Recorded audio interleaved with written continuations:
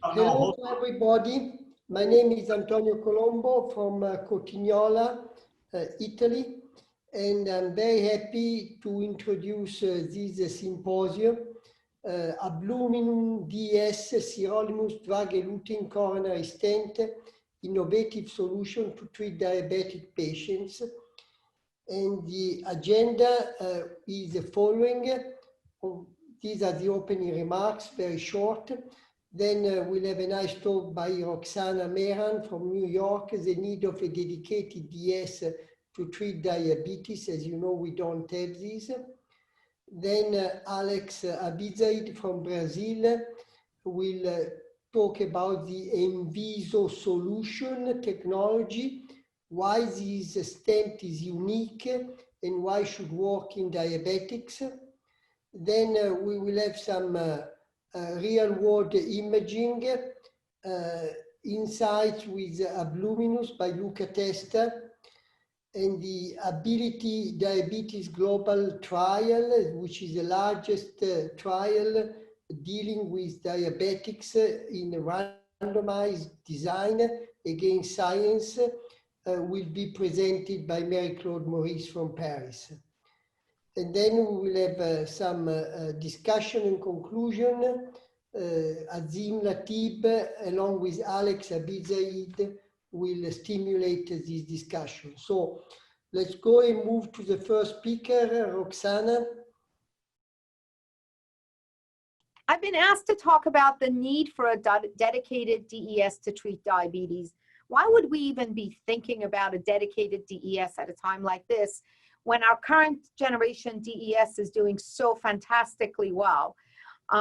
It's important for you to note my disclosures specifically regarding Concept Medical, that is the sponsor of the largest diabetic study that we are working on here at Mount Sinai as one of the data coordinating centers in partnership with CERC.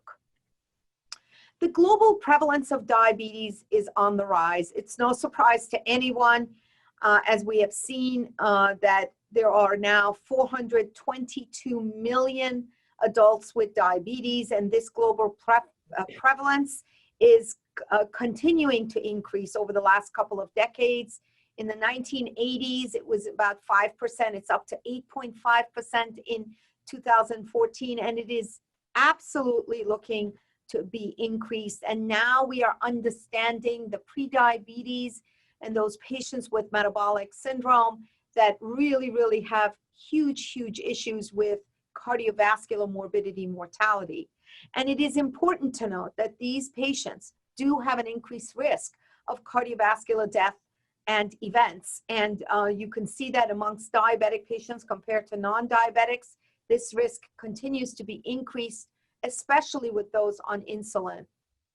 And amongst our PCI patients, as our net for PCI and our ability with the best technologies at hand have increased, the complexity of our patients continue to increase. At Mount Sinai, in our own heart center, close to 50% of our patients are diabetic patients. And this is really a very important analysis to show that these patients are common. We see 1 in 2. We see them in our cath lab suite on a daily basis, and we have to make important heart team decisions on these patients. Why is that? Because diabetic patients present with a much more complex coronary anatomy, and we already have data that shows that maybe coronary artery bypass surgery is the best way to go. And we all know that when we evaluate these patients, we see multivessel disease, we see small diffuse disease. We don't see great, beautiful distal targets for bypass surgery. We see necrotic core and increased necrotic core and inflammatory infiltrates and more calcifications on pathobiology. Renu Vermani has shown this. And so it makes our decision incredibly difficult. How do we decide how to treat these patients? And we know that there is delayed healing with more inflammatory response in patients with diabetes. And the current DES has shown to have some, even with the best possible DES in front of us right now, we still see more recurrence, more restenosis, especially at the edges in a diffuse pattern. We've all seen it. We see it now and then again, and even with some late thrombotic events. And in fact, there's very good data and good evidence that in the best possible, when we started to get into the next generation DES, and now with the Zion stent, which is probably the best studied, best platform that we have with the largest number of patients studied in prospective trials. Here's the very first study that actually showed the superiority of this stent over the first generation DES. But that superiority all was there for the non-diabetic patients. In diabetic patients, we still see a higher prevalence, and the difference, it does not meet statistical significance. So what are some of those issues that influence these higher, worse outcomes in our diabetic patients? Well, we've got to look at the stent, the strut thickness, the polymer, the type of the anti-proliferative agent, and the stent balloon relationship is incredibly important. The current stent designs are listed here, and if you take a look, strut thickness is incredibly important, and we are absolutely looking to better understand the polymer issues especially in our diabetic patients.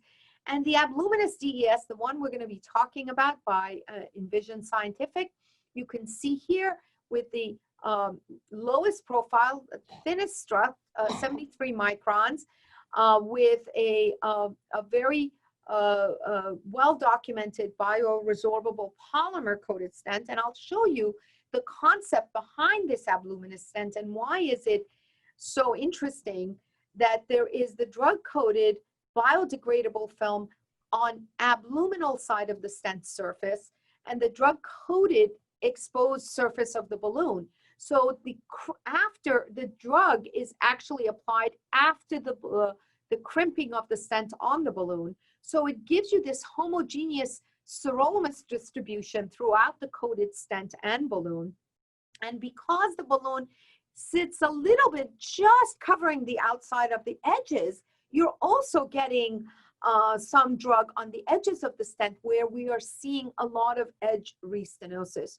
So there is a very, very interesting way of understanding how this technology works, and Alex Abizaid is going to go in much more detail about this. So when you put this side to side, Abluminus with the current generation, this is a very important issue about pre-crimping coating with a uniform layer, which was what we're seeing in Abluminus DES, which is very different than any stent in the market right now.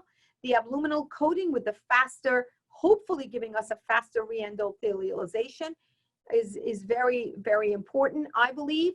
This whole idea of focal restenosis, as I discussed before, and also edge restenosis regarding the balloon that is 0.5 millimeters proximal and distal ends of the stent that are coated with the drug.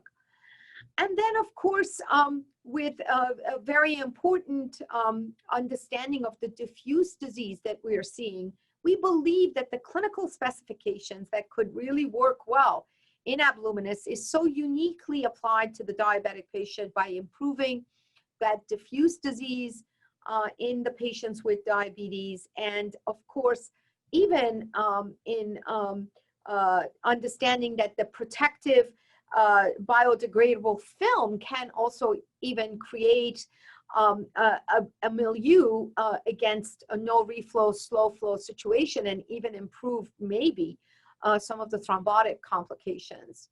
The preclinical experience so far with Abluminus under the auspices of Dr. Renu Vermani has shown fantastic results with excellent healing, low inflammation scores.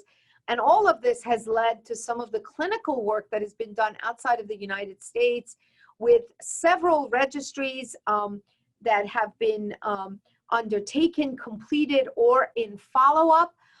The biggest one is the ENABLE registry with 2,500 patients in follow-up.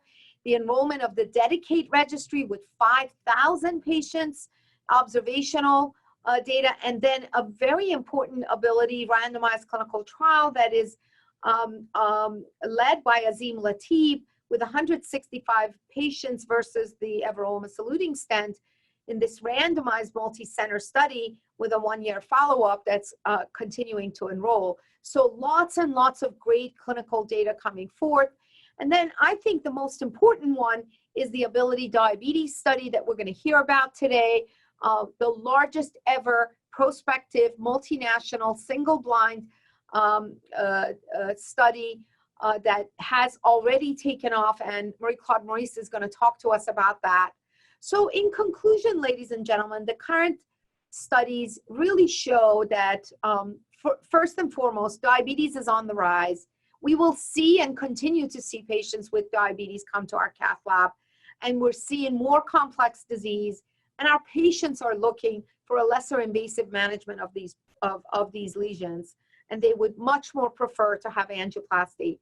And the current technology has really not yet been able to show the efficacy, certainly not against bypass surgery. And what we have here in front of us is an interesting technology with Abluminus DES with unique coating, and both on the abluminal surface of the stent as well as the exposed parts of the balloon that can give us a valuable homogeneous distribution of the drug across the entire vessel, especially in our diabetic patients. And at the moment, the multiple studies, especially the Abluminus, the Ability Diabetes global randomized trial, will give us a lot of definitive answers in these patients. Thank you so much for your attention. It's a great rationale. Why do we need a special device to treat diabetic patients? These are my conflicts. I'm in the advisory board for Concept Medical. And again, I will emphasize some of the concepts that Roxana already highlighted. I think I have 2 slides to show the 4 most important features of this novel device. So Abluminus is really a combination of a special coating that facilitates the monodirection drug release. You see that the absorbable polymer is really on the side that touches the vessel wall, exposing the drug and promoting early endothelialization in the luminal side. But also it has this fusion coating, which is so unique about this device, which combines the strut coating together with a balloon coating. And that certainly exposes the whole device to a more surface of the vessel wall, particularly for diabetic patients that we all know that they are very hyperproliferative. I think that's a great device that can treat and can avoid more intimal hyperplasia in these more complex patients. The other 2 features that I would like to highlight are described here in this slide. It has this special edge coating with an additional 0.5 millimeters at both edges that can really releases more drugs and then addresses the edge restenosis that particularly for diabetic population that has much more diffuse disease, we can cause injury at the edges of the stents and perhaps provoke more restenosis. With this idea, we can perhaps avoid some of this proliferation at the edges. But also to protect the whole device together with the balloon and the strut coating, we have this very, very thin circular film that is biodegradable polymer that can really facilitate the maximal drug delivery in blood wet conditions, and also less chance for distal microembolization. I think those features together can really have a clinical impact. Roxana already showed this slide. I think that all these features with a device that has very thin struts, very important.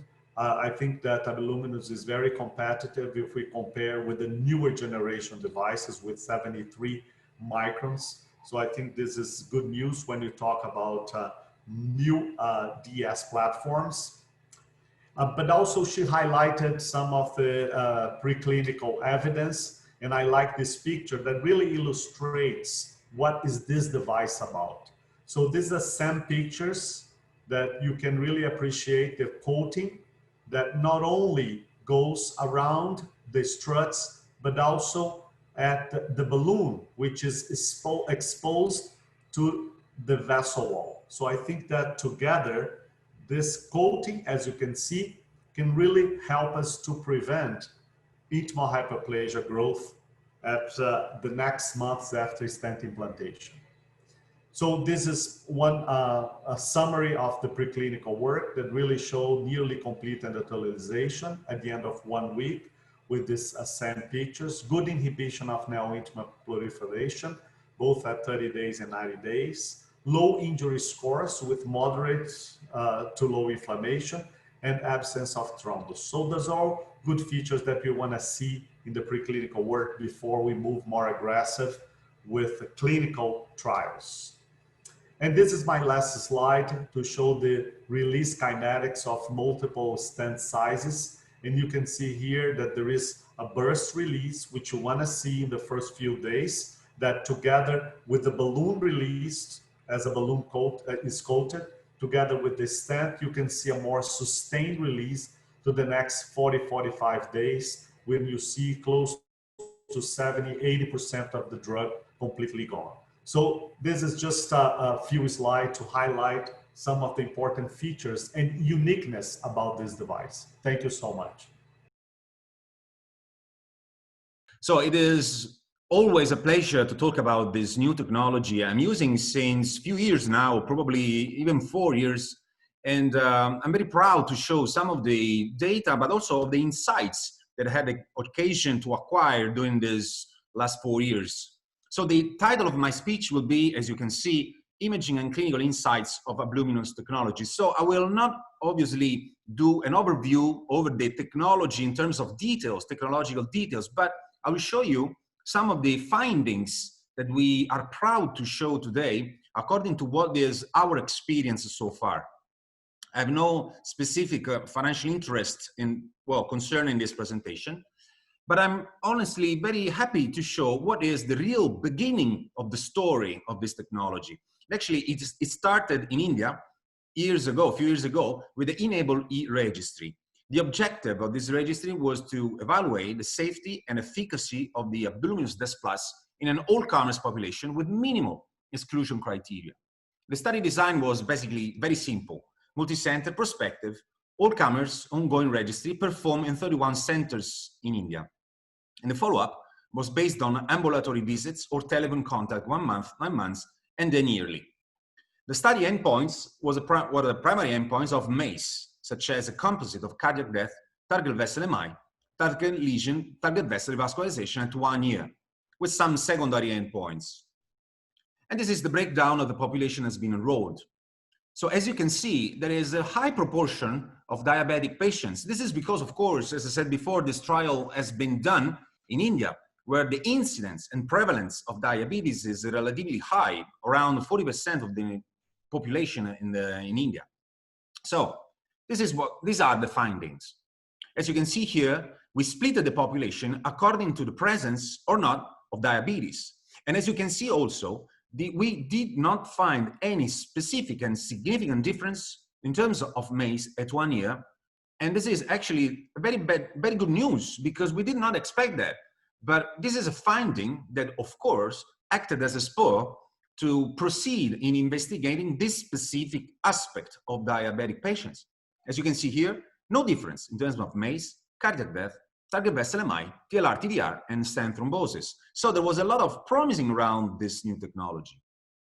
As I said before, that was the spur to increase our attention and to focus our attention on diabetes. Indeed, I'm proud to say they had a chance to formulate, to create this global registry that dedicate the study endpoints as a primary endpoint of target lesion failure that is, I would say, more up to date as compared to MACE, because I had a chance to evaluate that before and after. So I said, okay, we need to see and to look at something more specific. The target lesion failure is a composite of cardiac death, target vessel MI, and clinically indicated target lesion revascularization within 2 months, and a full list of secondary endpoints, including stent thrombosis, cardiac death, and so forth. At the moment, I'm proud to say that we are over 1,000 patients enrolled. And this obviously is just part of the journey because the target is to reach 5,000. So I understand that it's really ambitious, but this is what we need because we need to investigate carefully if the noise, the signal that we found in terms of a specific benefit in diabetic patients will be confirmed in a large, very large population as we decided to enroll for the Dedicate. I'm also very happy to show the Ability pilot study. It is a randomized control trial with comparing Abluminus Des Plus versus Everolimus-Eluting DES for percutaneous coronary intervention in patients with diabetes. So we are still focusing on diabetes. This was an investigator-initiated pilot, and I'm also showing the objective. This is an OCT trial. Indeed, the objective was to compare the angiographic and clinical performance of Luminous Des Plus versus Everolimus in patients with diabetes. The study design is multicenter, single-blinded, 7 Italian sites. All of the patients enrolled are diabetic, and a total of 165 patients will be enrolled. And we are very close to the end of the enrollment. As I said before, this is an OCT trial. Indeed, the primary endpoint is an in-stent neointimal volume and 9-month follow-up measured with OCT, following PCI with Abluminus Des or Everolimus Drug-Eluting Stent. And again, there is a full list of secondary endpoints, including neointimal area, calculated at the site of minimal lumen area at 9-month follow-up, and then target lesion failure, stent thrombosis, and so on. That's the status. As I said before, we are very close to the end of the enrollment. Indeed, we totalized so far 132 patients. And again, let me be proud to say that I'm, the top enroller at the moment. And we are honestly very eager to start the analysis to see again if the signal that we found in terms of clinical benefit for diabetic patients will be confirmed by the OCT. This is just a case example. This is a gentleman, 53 years old, type 2 diabetes again, hypertensive, dyslipidemic with a family history of coronary artery disease. 2018, he actually presented our attention or claiming for F4 angina and a positive ECG stress test. The echo was normal. That's the angiogram. As you can see, there is diffuse disease of the mid and distal RCA, which is unfortunately typical of diabetic patients with a diffuse disease involving several segments of the same arteries. The coronary angio of the left system showed a critical stenosis of the LAD, first diagonal, and LCX. As you can see here, I'll give you a few seconds just to review the images. There is also a fistula, but this is not the focus of this topic. And then we proceeded to the PCI to the LAD. The semi-compliant balloon, 30 millimeters, followed by implantation of a Abluminus Des Plus 30 by 28, and a post-dilated with a non-compliant balloon with 30 millimeters at 20 atmospheres. And then we did a POBA of the D1 with a 2.5 semi-compliant balloon and then non-compliant balloon. That's the result of the procedure. As you can see, it was pretty acceptable. The stent was fully expanded and the diagonal was also good. The right coronary has been staged, as we usually do for this kind of patients with multivessel disease, and the RCA has been treated with implantation of Abluminus 2.5 by 18 and Abluminus 3.0 by 26 at mid RCA. According to the protocol, of course, this patient has been evaluated with OCT follow-up after a few months. The patient was absolutely asymptomatic, and as you can see from an angiographic point of view, no big deal, no surprises. That's the OCT run, as you can see, with the co-registration. And well, you can immediately pick up some information here. From the longitudinal view, you see there is very well expansion of the stent, and there is, unfortunately, a lot of plaque burden distal to the stent, but now you see the distal edge. Distal edge of the stent was perfect. So in other words, there was a kind of a progression of the disease outside the stent, let's say downstream the distal edge of the stent, but also we are seeing that there is a full coverage, no significant in-stent restenosis, but now is coming the proximal edge. The proximal edge as well is showing that there is full coverage, some neointimal hyperplasia, nothing significant, but still the stent is actually inside, kind of embedded in a very bad disease, which is again typical for diabetic patients. And again, these are some measures that we did. As you can see here, we basically found that all the segments of the stent are absolutely successful in terms of endothelialization, in terms of coverage, in terms of apposition. And these are the numbers that I want to show you. The MLA that we calculated was 4.5 millimeters square with a max neointimal thickness of 0.6. The neointimal area at the narrowest segment was 1.9 millimeters square and a strut coverage of 100%. This is a case number 2. Again, a gentleman, 67 years old, type 2 diabetes, hypertensive, previous smoker, dyslipidemic. Long history. 2003, the infralateral acute myocardial infarction with a PCI with a bare metal stent on RCA and PDA and LCX. 2009, effort angina, new PCI with drug-eluting stent on distal LCX marginal. 2014, inferior STEMI, PCI with drug-eluting stent on RCA. And then again, 2018, unstable angina, and then mandated to new coronary angio. And that was the situation. RCA was pretty good, I have to say, with a patent stents previously implanted. The LCX was, well, actually nice in the proximal segment, but the obtuse margin was significantly stenosed. The LAD was patent, maybe with some kind of negative remodeling, but the intermediate branch was showing a new bad, nasty lesion at the proximal segment with a 90% more or less. And then we treated the intermediate branch with a semi-compliant balloon first to 5/15, followed by the Abluminus Des Plus 3/16, with a final result you can see, I hope you can see, on the right side of the slide.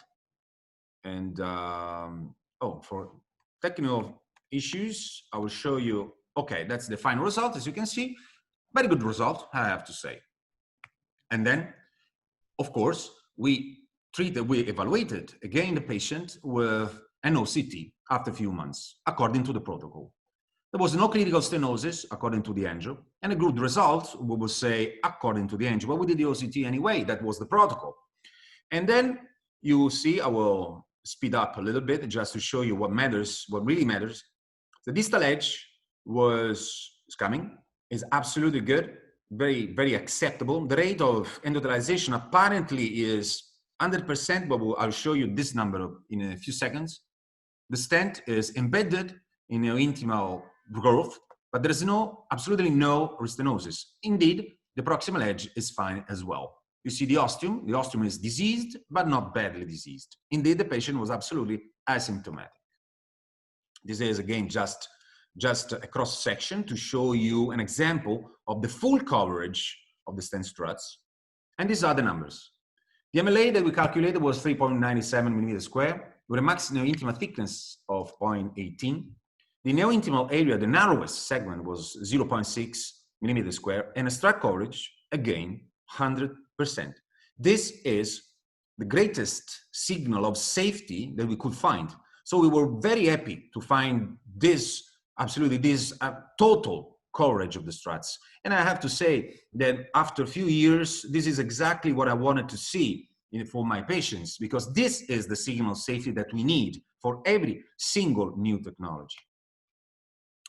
Another case, this is a lady, 60 years old, again, diabetic, hypertensive, dyslipidemic, and obese. 2004, again, a long story, effort angina, triple CABG. 2012, unstable angina, treated with PCI, drug-eluting stent on distal RCA. 2018, non-STEMI, and then mandated to coronary angio. This is the situation on the left side, and also on the right side, where you can see, in particular in the right view, the presence of a critical stenosis. The coronary angio, this is also the saphenous vein graft on D1, the RIMA on the LAD, and the LIMA on the obtuse marginal. They were good, I would say, acceptable at least. So, of course, we decided to treat the RCA with a semi-compliant balloon 2.5/30 millimeters, followed by Science Alpine. This was randomized. So, in that case, this lady actually followed in the arm of Science. So, Xylene Alpine 3 by 38, we're non-compliant balloon 3 by 25. And that's the final result. I would say absolutely good. And again, the RCA was evaluated at follow-up with OCT. And that's the result. So you can see on the longitudinal view, there is pretty good apposition. We could not find specific segment of malapposition, or besides that segment you see where there is a branch, the distal edge is fine, but also the coverage of the stent is pretty good. I'm speeding up a little bit just for the sake of time. The proximal edge is good as well. This is just a cross-section, again, to show you the good result of the stent. And these are the numbers. Again, MLA 5.0 with a maximum intimal thickness of 0.25. Neo-intimal area, the narrowest segment, 0.7. And strike coverage, again, 100%. So this is actually the take-home. The preliminary clinical data concerning the Abluminus technology showed promising in both general and a diabetic population. The preliminary data from the OCT images showed at least comparable results with the everolimus-eluting stents that are, well, worldwide, one of the blockbusters, one of the most used technologies to treat our patients. Indeed, there is a strong rationale to further investigate the potential of this new technology in the field of diabetic coronary artery disease. And indeed, I'm very happy to say that, of course, this is not the end of the story. This is probably just the beginning, because with the global randomized controlled trial that, for sure, we will talk a lot about that trial, we will finally evaluate the clinical impact of this new technology for our diabetic patients.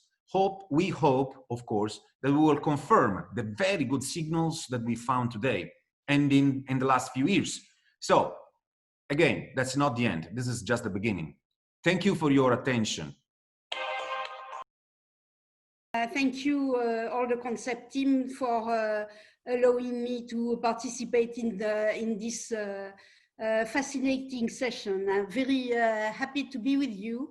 I think that you heard a lot about a population that has an unmet need, the diabetic patient, not optimally treated by PCI nowadays, and a concept of a new device that that could potentially address this particular population. And let's go to evidence-based medicine and the trial that we all designed together to prove that this new device is working particularly well in those diabetic patients. And that's the concept behind the Ability Diabetes Global Trial that I'm happy to show you today.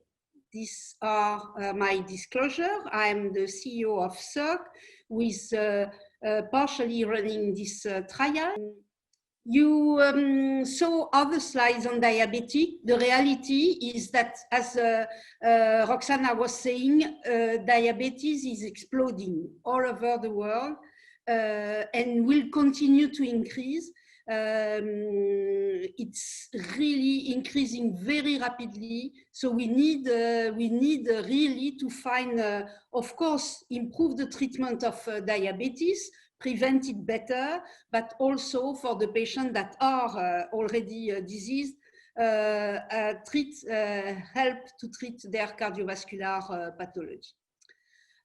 So the objective of the trial is to compare the efficacy and the safety of the new device, the Abluminus DES, sirolimus-eluting stents, versus the everolimus-eluting stents, the Xylene stent, in patients diabetic eligible for PCI.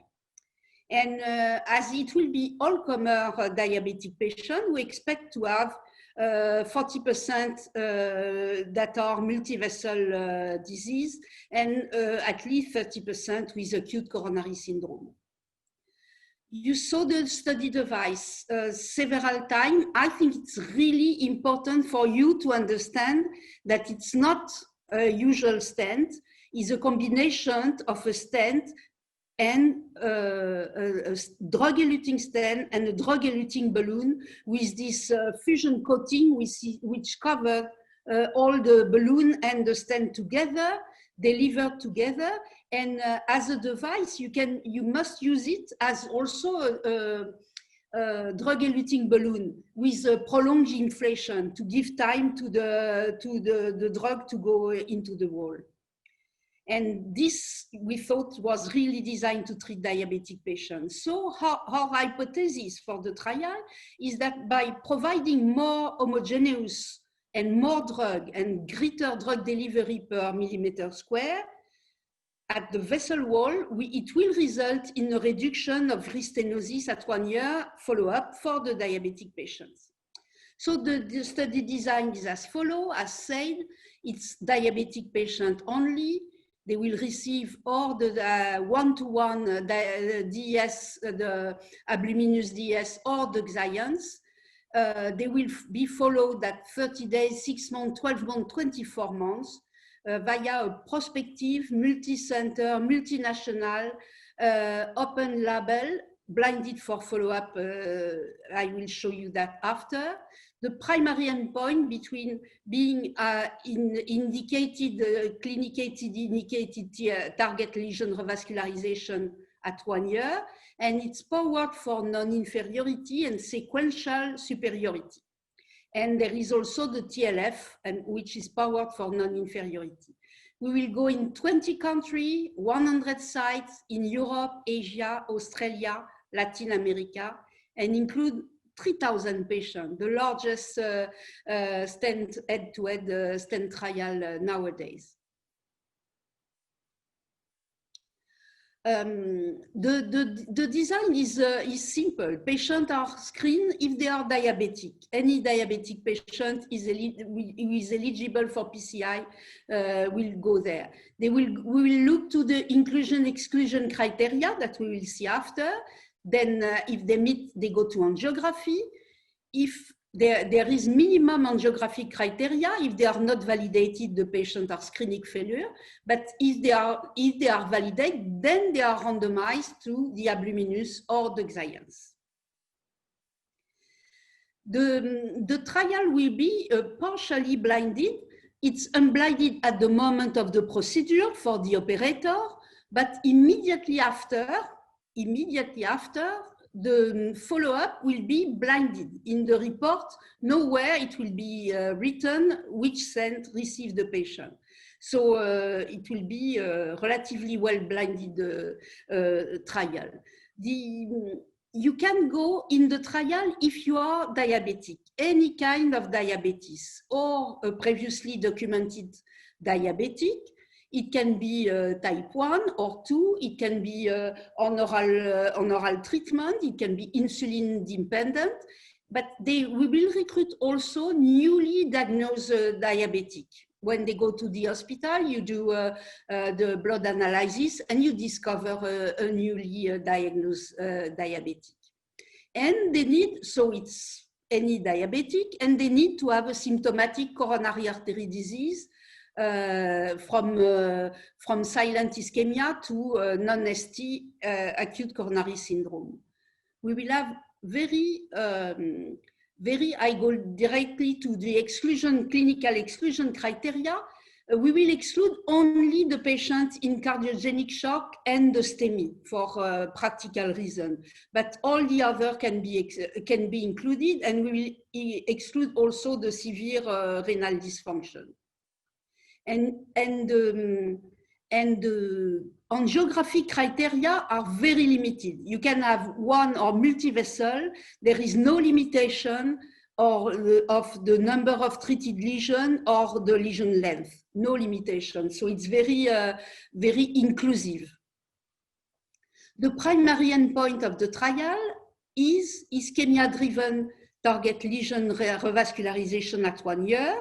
So it's a clinical endpoint. It's powered for non-inferiority and sequential superiority, as said before, and the R2 target lesion failure, composite of cardiac death, target vessel MI, or ischemia-driven target lesion revascularization, and this is powered for non-inferiority. Of course, we have several secondary endpoints. Of course, we will follow all the endpoints up to 2 years, but we are looking also carefully to stent thrombosis. That we know that diabetic patients have more stent thrombosis than the other. Of course, technical success. These are the 2 years clinical endpoint. We will look to the BARC also, and of course, the safety composite. How this trial is organized? A pleasure to share the responsibility of the trial with the Concept Medical team. They are the sponsor. They are very courageous to run this large and complex trial that our patients really deserve. They will, of course, supply the study device.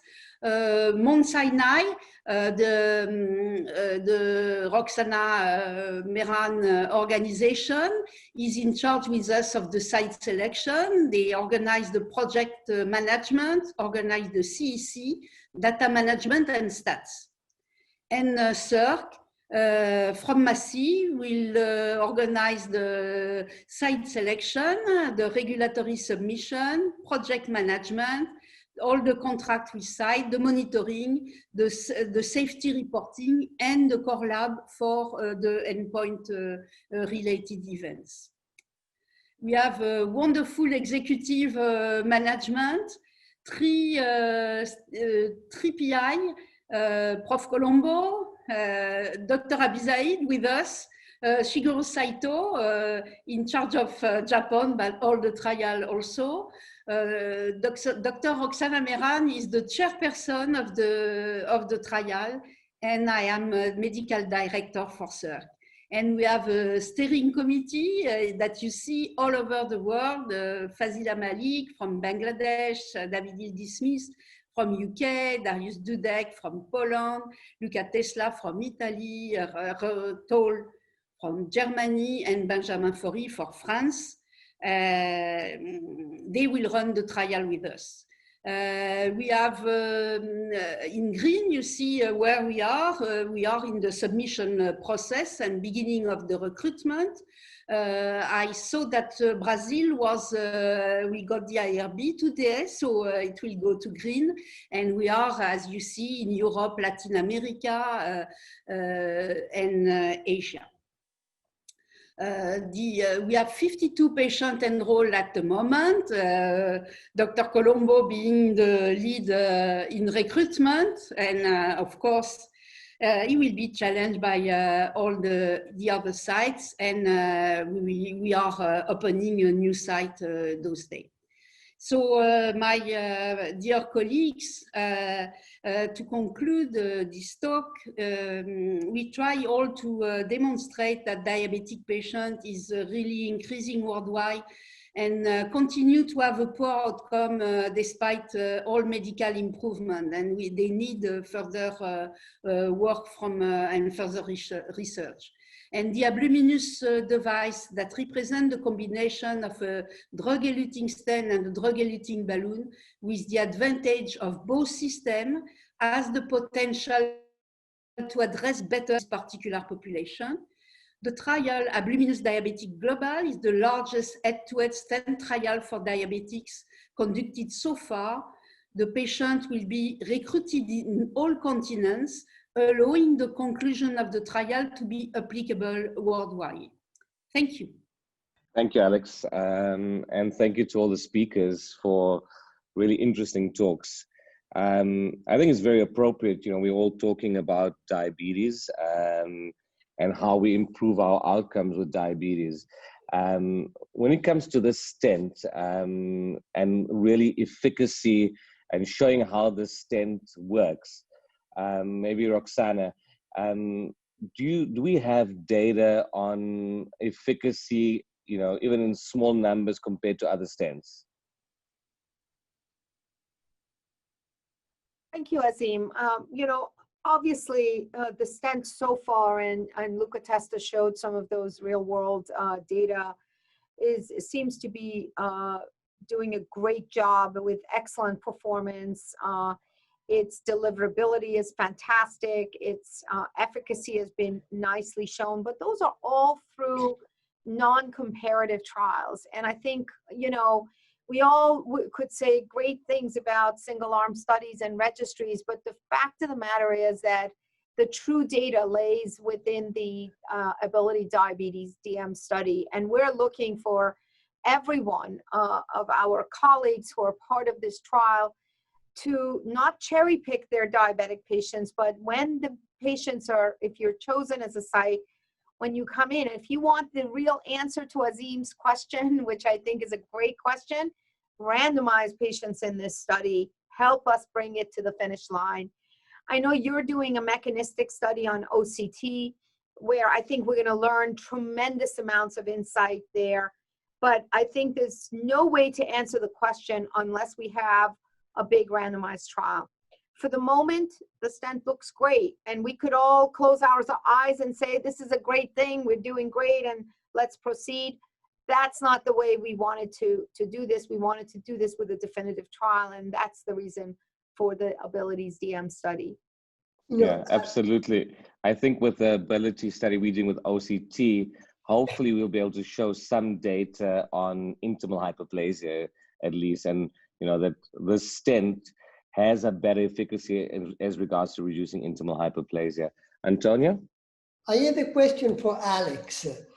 It looks from the description of the device that this stent is a very thin film, not just over the struts, but over the entire system.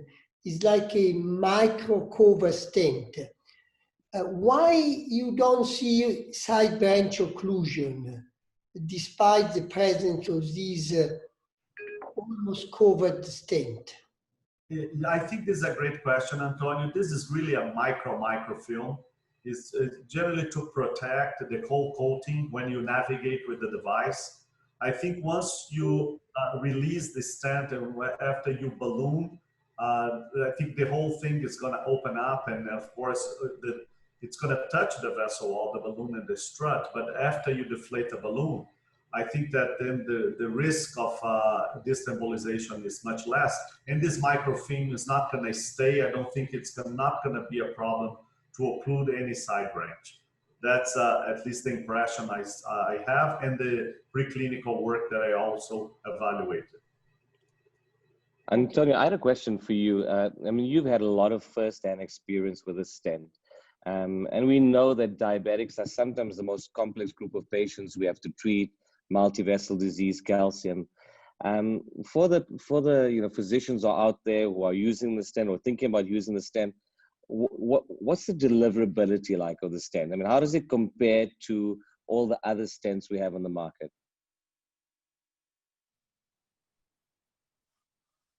Antonio? The deliverability, I would say, is like a true second generation DS. You know, it's a 73, 74 microns. Is not the ultra thin like Orsiro, Evermine, etc., or Superflex, but I would say the deliverability is very, very good. I would say it's the same as Exiles in my experience. Maybe a little bit better, but I think it's about the same. Yeah, great. So Azim, I have one perhaps general question to Roxana, because I was really impressed with the number of diabetic patients that has been treated in Mount Sinai. And again, Mount Sinai is really the home of the Freedom trial, right? Which showed perhaps significantly more events for PCI versus surgery. So how is the patient selection for patients that you will refer to PCI versus surgery? And what is the percentage of those patients that you would include in the Ability trial? So, I mean, I think that's a really good question. Here, you know, here we are as the main clinical coordinating center here for the Freedom trial that showed the inferiority of a PCI approach with first generation DES, which was Taxus and Cypher. And the truth of the matter is that we're a tertiary referral center. Most of these patients are referred to Dr. Sharma because they've been either the patients absolutely do not want to have bypass surgery, or the distal targets are such severe diffuse disease that it just doesn't make sense to send these patients to bypass. Now, having said that, there's also a group of diabetic patients who have focal two-vessel disease that is approachable to PCI with low syntax score or low complexity. They're not all extremely complex. So we actually have a heart team. We discuss it. Our surgeons are very much engaged and working closely with us. And the truth is that our population on the edge of Harlem and with a very high Hispanic and of course unhealthy patient population. We also have the Indian and Bangladeshi patients from Southeast Asia. And these have a very, very high prevalence of diabetes. Of those patients, I think we have a very good possibility, and we hope now to expand in the United States with ability and bring the US as one of the countries if we're given the go-ahead by the FDA. Of course, that's the dream, to have this all be a global FDA approval study, but we're working for that. And certainly there's no other place that needs it more than right here in the United States to find the best possible percutaneous approach in treating patients with diabetes. Diabetes is rampant here in the United States, as you know, Alex. Certainly. What about you, Azim? What's your preference when you treat a diabetic patient? Do you do a lot of lesion preparation, a lot of ablation, and any special device? I think that the stents that you have available in the US right now are very similar in terms of clinical results. Any special tips and tricks for diabetic patients in your cath lab? Yeah, absolutely. Thanks, Alex, for that question. We have a very similar patient population to Roxana at Sinai, having to serve the Bronx community where diabetes is extremely prevalent and patients are not very compliant with their therapies. And I think that's been, one of the biggest challenges for us in our practice about offering PCI to patients, because I do believe, that when we think about managing diabetes, we have to think of it as a metabolic and systemic disease. And sure, we treat the patients and then we treat their stenoses and we use lesion preparation, put stents in, but we also have to treat the metabolic disease. So what we try and do with these patients is really get our, diabetologists really involved early on, and, our nurse practitioners from diabetes to see these patients to make sure they're going to be compliant in their medical therapy, which is just as important, or if not more important than the stents we put in and how we put the stents in. It actually makes me, want to ask Marie-Claude as well. In the global study, Marie-Claude, are you collecting data on, on metabolic data, HbA1c data, or data on how these patients are being managed with their diabetes? Or is it just the typical sort of stent trial with, stent-related events? No, and thank you, Azim, for that question. Roxana was very much involved in the design of the trial, so of course we are interventionalists, all of us, but we are also doctors, and the treatment of the compliance to treatment, the treatment compliance, the HbA1c. All that will be collecting during follow-up. We are.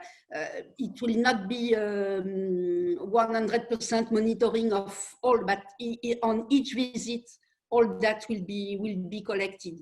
Because maybe we will find a link between, let's say, the TLR and the quality of the treatment of diabetes and so on. So we will explore that. Yeah, it's important to collect as much data as we can on this high-risk population. Zina, I have a question to Antonio. Antoine, we know that the diabetic population has a lot of small vessels or pseudo-small vessels. When do you prefer to use a drug-eluting balloon, drug-coating balloon, as opposed to a stent for small vessels, and perhaps when you combine a metallic stent in a big vessel with a DCB in a small vessel? What is today your perception and preferences?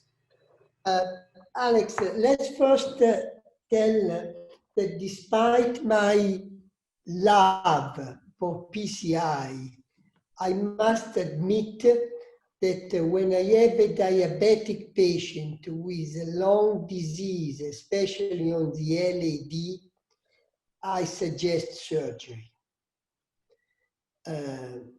Especially if the LAD is important, goes to the apex, etc., etc. If the lesion is relatively short and can be treated with a 25 millimeter stent length, that's okay. But if I have to start placing 38 long stents, I don't want to do. I did it, but I don't do it anymore. On the LAD, maybe on the right if it's totally occluded and reopened. But to answer your question, sometimes we see LADs that are really diffuse disease and are not good surgical target. If that's the case, of course, I cannot enroll the patient in the trial if I follow the following strategy, but I try to place a relatively short stent proximally and treat the rest of the vessel with a drug-coated balloon. I know Manish is still happy, but is not happy for the trial. For the trial, yeah. I think for the distal diffuse disease LAD, I don't like to place a 2.5 38 millimeter stent. I did it. I regret I did it. I try not to do it unless I have a terrible dissection, of course. But if I can avoid, I try to avoid. Wonderful. I think we are getting close to an hour. So I think I'll give the final word to you, Azim. Perhaps you can conclude this session. What are the take-home messages that you would give to our audience today? Yeah. Thank you, Alex. And again, thank you to the speakers, and thank you to you, Alex, for this lively discussion. I think, you know, for myself and for people watching, the take-home messages are really, we still have an unmet clinical need when it comes to treating our diabetic patients with coronary artery disease. And I think that's what we take home from here. The fact that all of us will spend an hour talking about this, and hope others will join too to listen to this discussion, highlights how we still don't really have the perfect solution for our patients with diabetes who have severe coronary disease. I think today we've demonstrated to you a new and novel technology that offers really a different way of eluting drug, having it on the stent as well as the balloon, as well as this biodegradable polymer that allows for a more homogeneous distribution of drug and hopefully prevent edge restenosis. And I think we all are very hopeful. The technology looks very promising on the bench in real world data, as you saw from Luca. But now we really need to put it to the test. And the way to put it to the test is in a large global randomized clinical control trial. And so for the centers who are involved, please enroll. We need the study to enroll quickly so we have the answers.